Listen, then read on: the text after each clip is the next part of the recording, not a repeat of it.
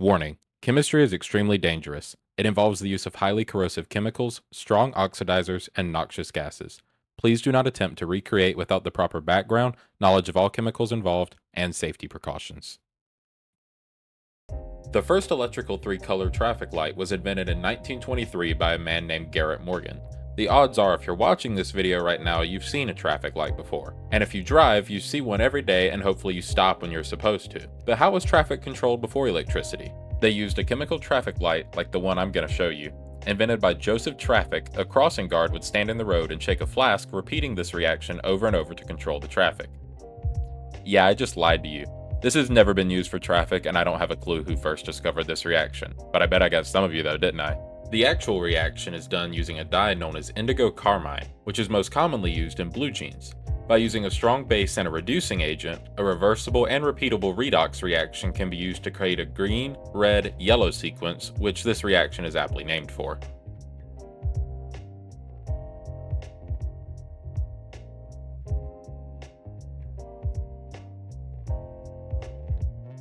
To a beaker filled with 3 grams of glucose, I added about 150 milliliters of water and turned on the stirring. Afterwards, I added about 5 grams of sodium hydroxide and let it fully dissolve.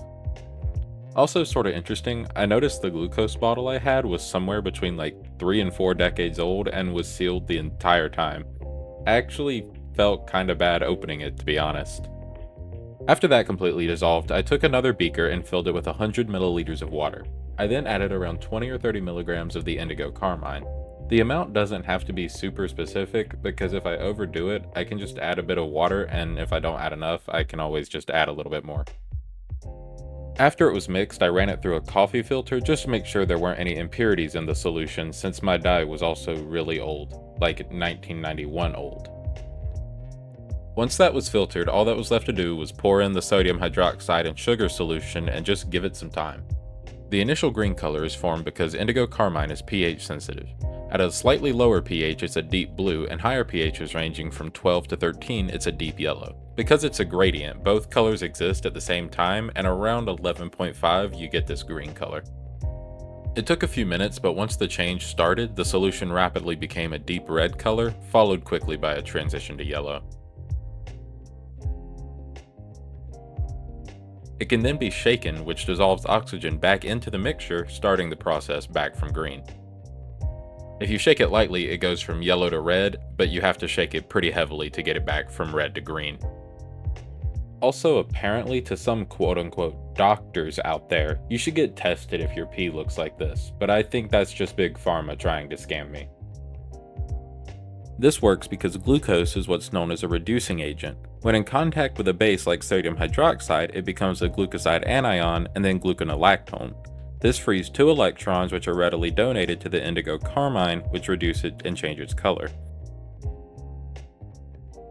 The main oxidized form of the indigo carmine is green, which is why after shaking it and dissolving oxygen back into the solution, the reaction starts back at square one. Once the first electron is donated, one of the double bonded oxygens is reduced to an alcohol group, forming the red reduction intermediate. After the second electron is donated and the other oxygen is also reduced, we get the final fully reduced yellow product. The oxidation and reduction are simultaneously occurring, which means as long as I keep shaking it and adding oxygen back into the solution, the color will be green. But the moment I stop, it'll switch back. First going back to red and then going back to yellow. Before I go, I just want to say thank you for watching, and I hope you enjoyed the history lesson at the beginning, even though half of it was completely made up. And I also really appreciate all the support on the videos so far. I have a lot more planned and even more ideas I'm trying to get fleshed out.